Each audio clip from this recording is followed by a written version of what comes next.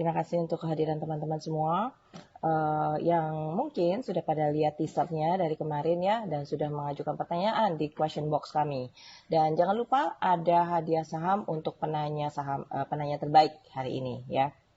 Oke, yang nantinya akan ditentukan oleh pihak panitia. Oke. Oke, once again kita kembali ke esensi acara ini adalah apa? Kita review dulu kejadian seminggu terakhir bagaimana ya, dan apa yang terjadi minggu ini. Akhirnya pecah juga perang antara Rusia dan Ukraina.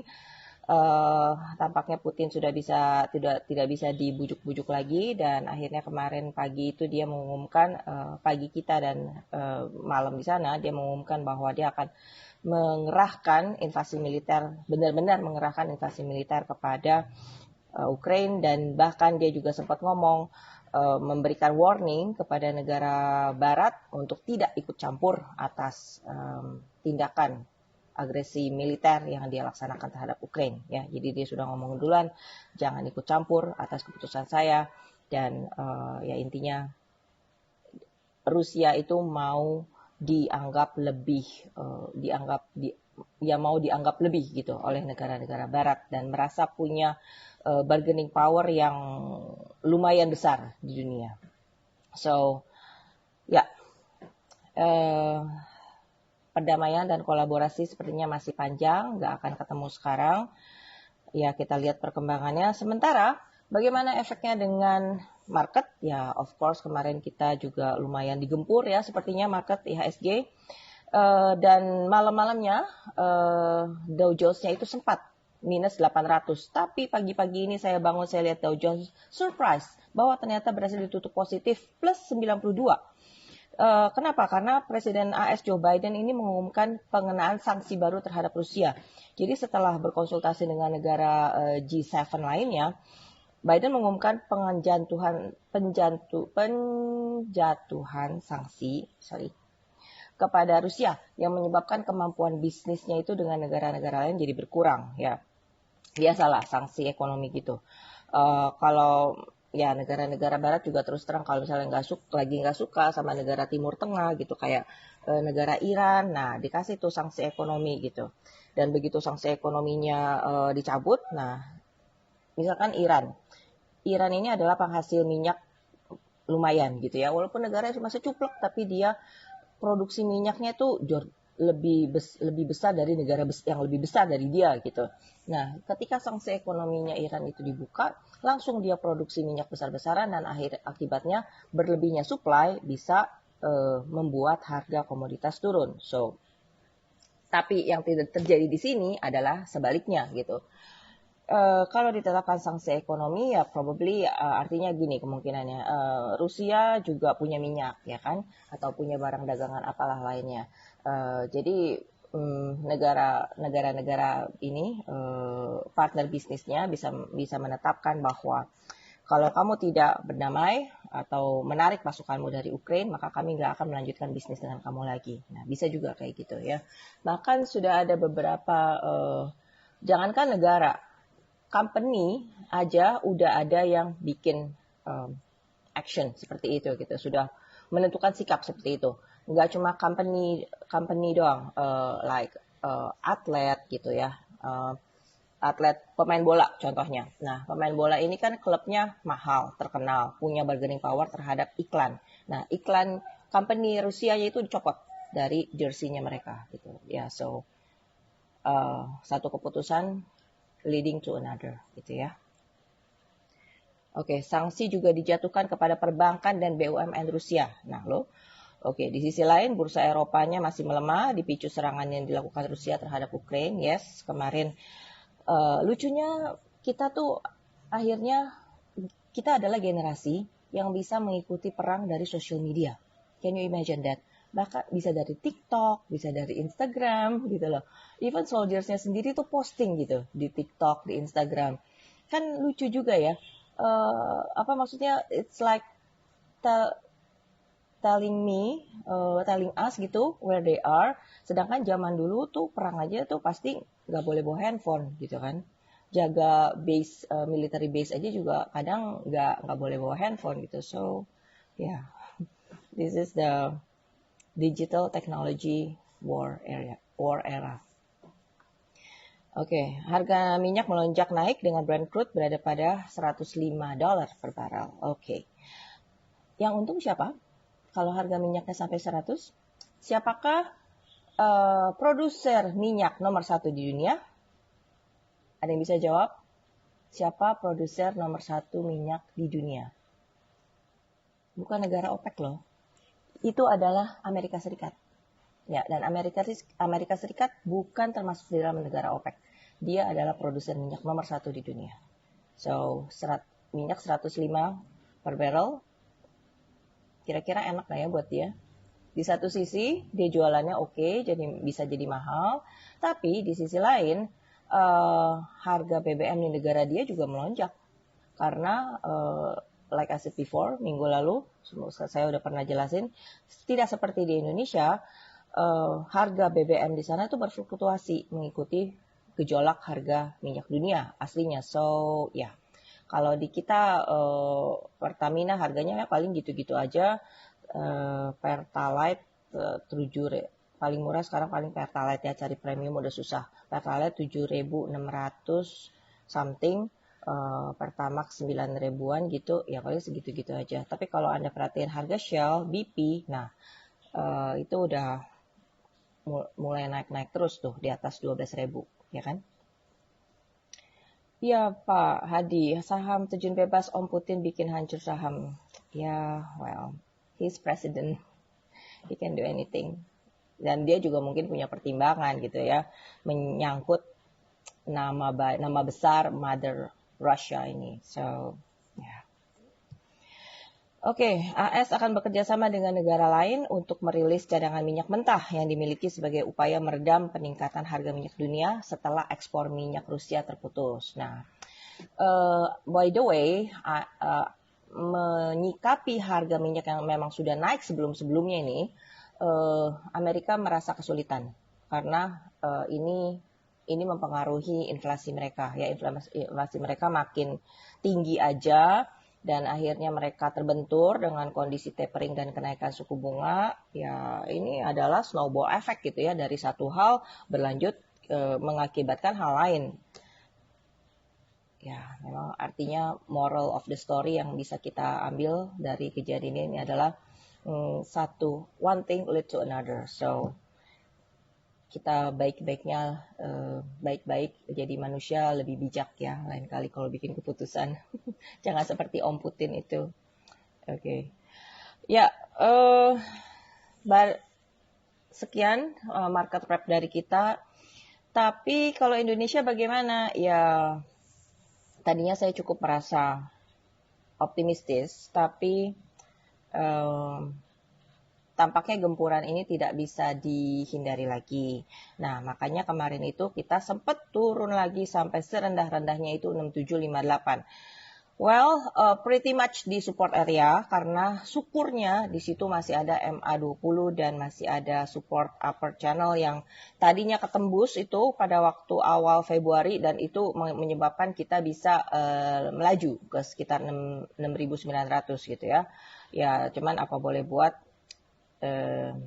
ini adalah faktor perang ini adalah sesuatu yang tidak bisa dikendalikan, of course, nggak ada yang nyangka juga dan nggak ada yang mau juga ya. Dari sisi market maksudnya.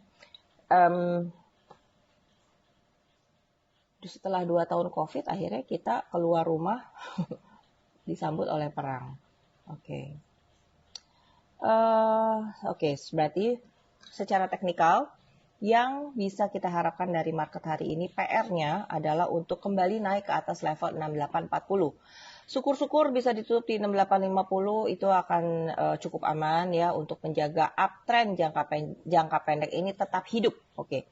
Walaupun kemarin itu sempat kayaknya kesandung gitu, tapi masih bisa cepat berdiri lagi, walaupun masih agak terhuyung-huyung, baru akan lebih tegak marketnya kalau sudah bisa naik ke atas 6840. Nah, seperti itu analoginya ya.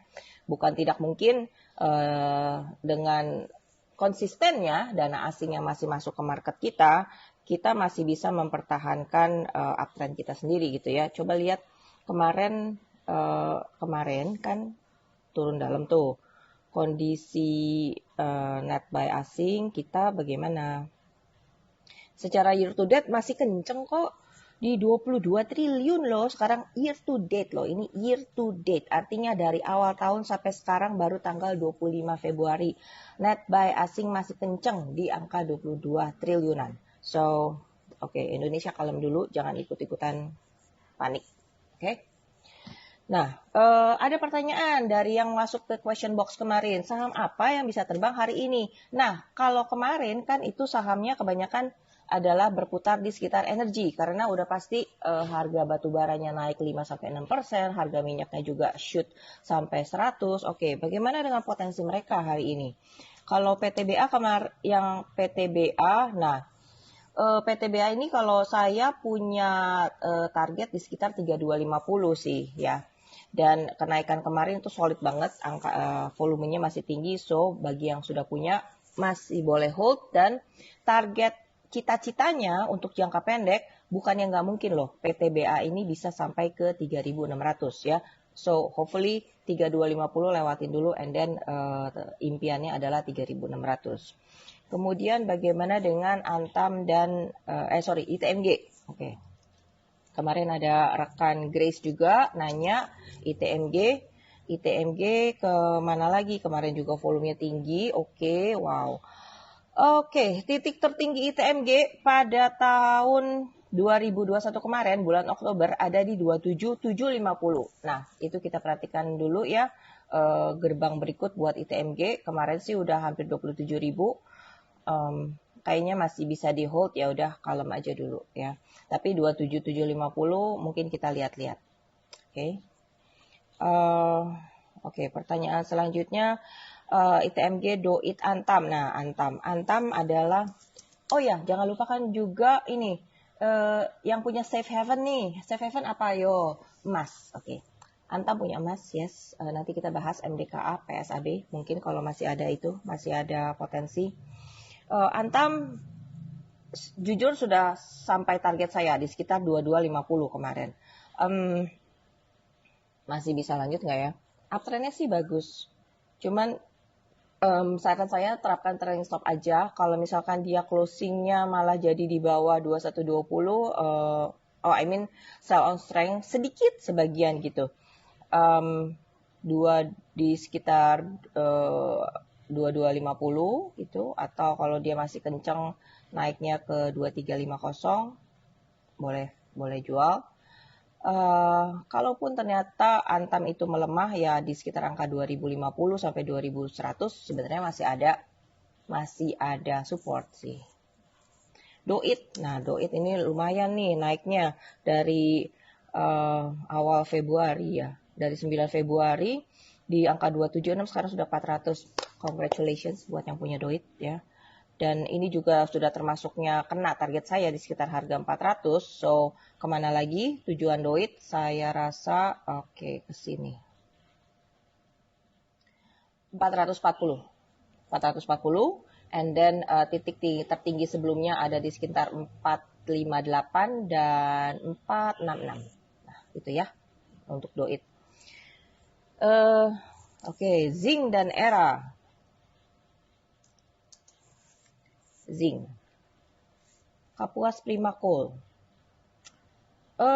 Zinc ini kemarin tanggal berapa? 24. Iya benar. Zinc ini kemarin malah nyemplung Bapak atau Ibu, ini siapa yang nanya?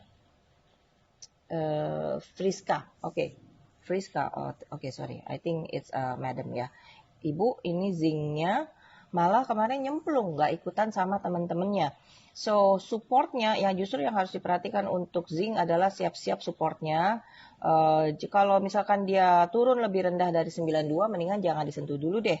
Tapi, kalau zinc bisa naik ke atas 100, nah itu kita boleh tambah beli. Targetnya ke sekitar 113. Jujur untuk jangka pendek sebenarnya dia sudah mulai mau bikin uptrend, tapi sayang kenapa penutupannya jelek, nggak ikutan sentimen bagus dengan teman-teman batubara lainnya ya. Oke. Era, bagaimana Era? Oke, Era juga kemarin turun, tapi nggak apa-apa. Level low kemarin masih ketahan sama MA20. So, tapi hari ini I hope bisa ditutup di posisi yang lebih baik dengan di atas angka 570 deh, 570 fine, lepas dari bahaya, and then ini buat saran juga buat teman-teman yang belum masuk ya. Era kalau bisa di atas 570 fine, kita boleh masuk lagi. Dan average up-nya di atas 585 ya. Targetnya kemana? I believe era punya potensi ke 620 dalam jangka waktu pendek, 620 ya. BCA dan UNTR, oke. Akankah index mover bisa membantu kita hari ini? BCA sih tidak begitu parah ya kemarin ya. Biasa-biasa aja tuh dia. Tapi candlenya kemarin itu serupa dark cloud, awan hitam gitu, yang menaungi, artinya sudah mendung, sebentar lagi mau turun hujan gitu, apalagi kondisinya sedang di atas, di area resistance, dan sudah dekat target saya juga di sekitar 8.200 sampai 8.250, titik tertinggi dia waktu bulan Oktober kemarin. Nah, tapi seandainya 8.250 ini lolos, secara uptrendnya juga masih intact, belum urgent untuk segera buru-buru jual BCA gitu. Tapi ya apa boleh dikata sih, memang ini hari Jumat, penghujung minggu, dan udah gitu keadaan dunia juga lagi tidak baik-baik saja. So, ya saya mengerti kalau misalkan ada penguatan hari ini, sebaiknya mungkin kita bebenah sedikit gitu ya portfolio kita amanin sedikit, apa yang bisa keluar kita keluarin gitu. Kalau BCA bisa ke atas 8250, maka itu targetnya bisa ke 8.800. Oke, yang terakhir adalah SSIA. Nanti jangan lupa kita bahas MDKA dan PSAB sebagai bonus dari saya, karena saya juga ingin melihat bagaimana prospek saham produsen emas sebagai safe haven di tengah situasi dunia yang lagi kacrut marut ini. Oke. SSIA, bidang properti masih belum menunjukkan tanda-tanda kenaikan ya. Kejatuhan cukup dalam. Ini malah kemarin kembali membuat new low gitu loh. Dari support sebelumnya harusnya di 332. Ini kenapa sekarang tutupannya 330? Kemarin low-nya 328 lagi. So, SSIA buat saya belum menarik, dan supportnya di mana? Supportnya apa harus tunggu ke 280 lagi? Enggak sih. Oke, support terdekat harusnya ada di sekitar ya 330 ini sih, cuman menunggu, kalau kita ngambil sekarang, I mean very spekulatif banget gitu. What for? And what for? Apakah Bapak atau Ibu tahu something sentimen positif yang mungkin akan digelar oleh SSIA gitu? Saya masih belum melihat itu. Dan kalau bisa kita lihat secara teknikal, parallel channel supportnya ada di mana ya? Ya memang sekitar sini sih, 330. It's a very speculative buy. Oh ya, walaupun dia bikin new low, tapi RSI-nya positive divergence. So again, like I said, it's a very speculative buy di area 330 ini. Average up-nya di atas 345 ya. Dan harap perhatikan chart, karena penghalang utama atau resisten terdekat yang pasti adalah MA10. Saat ini MA10 memang masih rada jauh di sekitar 355 sampai 360. Tapi pelan-pelan itu turun ngikutin tren harga ya. So for now 330 buat SSIA adalah sebuah spekulatif buy. Menarik memang, oke. Karena dari sisi indikator RSI-nya ada positive divergence. Average up di atas 345, target dekat saat ini masih berkisar antara 355 sampai 360. Target yang lebih ideal untuk jangka pendek, kalaupun ada technical rebound, berada di sekitar area 370 sampai 375. Oke. Nah, terakhir MDKA. Ya. MDKA rasa-rasanya masih bisa berlanjut tren naiknya. Mudah-mudahan hari ini kita bisa melihat MDKA di sekitar 4140. Ya, yang pas dengan level tertinggi bulan awal Januari kemarin. Ya, 4140. Oke, let's see. Terus bagaimana dengan PESAP?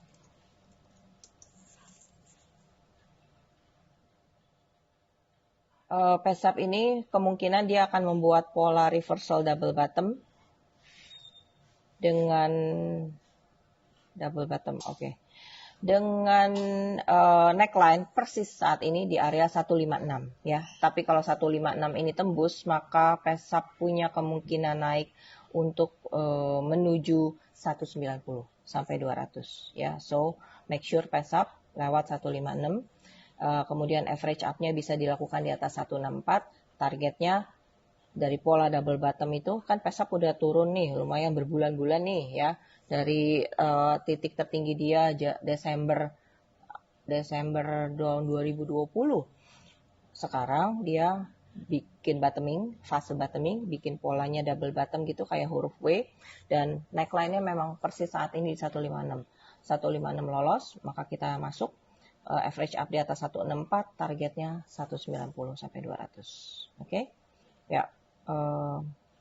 Thank you untuk hadirannya teman-teman semua dan minatnya saat ini. Saya ucapkan salam untuk semua yang telah bergabung.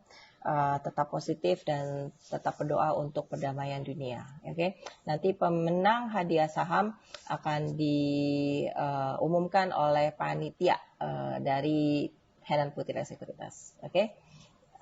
Sampai jumpa kembali minggu depan. Happy trading, semoga cuan selalu dan semoga sehat selalu.